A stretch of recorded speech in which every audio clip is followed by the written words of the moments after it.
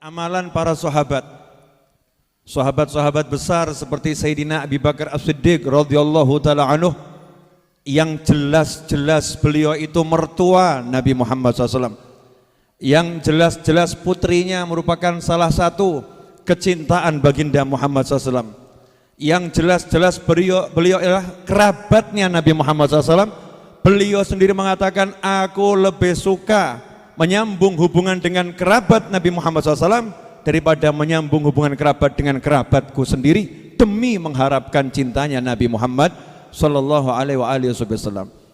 Amal yang seperti inilah yang diwariskan oleh sahabat, diwariskan oleh tabi'in, diwariskan oleh para kiai kepada generasi sebelum kita. Untuk apa? Dekat dengan habaib, dekat dengan habib, dekat dengan anak cucu Nabi Muhammad sallallahu alaihi wasallam. Kenapa? Karena kalau kita dapat cintanya Rasulullah SAW, selesai, finish. Kalau udah dicintai Nabi Muhammad SAW, selesai. Anta ma'aman ahbabta, engkau bersama orang yang engkau cintai.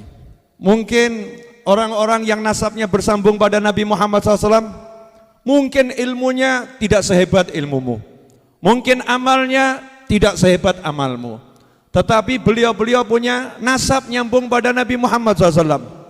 Kalau engkau memang mau nyambung silaturahim dengan Nabi Muhammad SAW, maka sambung silaturahim dengan keturunan Nabi Muhammad SAW.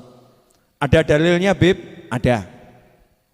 Contoh, orang yang orang tuanya meninggal dunia, ayahnya atau ibunya meninggal dunia, kalau mau berbakti kepada orang tuanya, gimana caranya?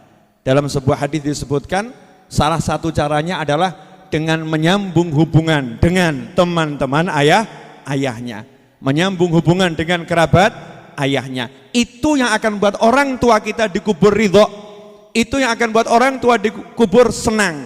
Makanya kalau kita ngaku pengen dapat senangnya Nabi Muhammad SAW, pengen dapat cintanya Nabi Muhammad SAW, pengen dapat ridhonya Nabi Muhammad SAW, maka sambung hubungan dengan para habaib, sambung hubungan dengan kerabat Nabi Muhammad sallallahu alaihi wasallam. Makanya Anda yang menonton tayangan ini, Anda yang hadir di Majelis Ar-Raudhah ini, niatkan nyambung hubungan dengan Nabi Muhammad SAW.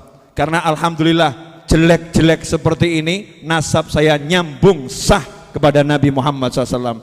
Jadi kalau datang ke sini niat, saya mau silaturahim kepada kanjeng Nabi Muhammad SAW, biar nanti kalau di akhirat Rasul akan berkata, ini orang yang suka nyambung hubungan dengan keluargaku, ini orang yang suka berkunjung pada keluargaku, ini orang yang mencintai keluargaku. Orang yang seperti ini layak mendapatkan syafaatnya baginda Muhammad sallallahu alaihi wasallam.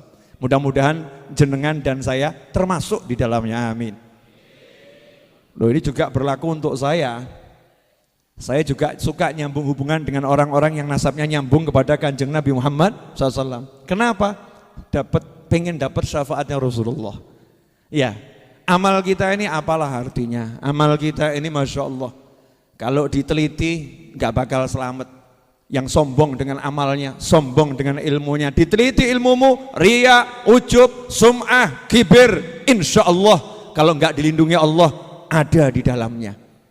Bahkan Nabi bersabda, launu kisal hisab udzib, atau kama qala sallallahu. Kalau ada orang itu sama Allah dihitung betul ilmunya, dihitung betul amalnya, udzib, pasti dia disiksa, gak mungkin selamat. Makanya kita cari rahmatnya Allah Ta'ala. Ya, cari rahmatnya Allah. Di mana rahmatnya Allah? Terutama pada diri baginda Muhammad sallallahu alaihi wasallam. Dan itulah yang dilakukan para sahabat radhiyallahu taala anhum ajma'in. Sampai-sampai Khalifah Umar bin Khattab radhiyallahu anhu, khalifah nih. Kita semua kan tahu ceritanya Sayyidina Umar ya.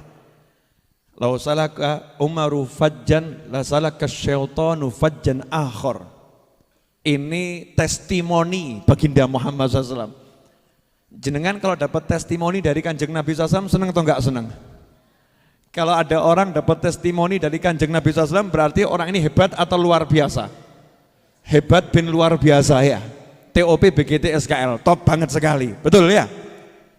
Bayangkan ini Khalifah Umar bin Khattab dapat testimoni dari Nabi Muhammad SAW, bukan sembarang testimoni. Kalimatnya adalah lau salaka Umaru fajjan la salaka syaitanu fajjan akhar.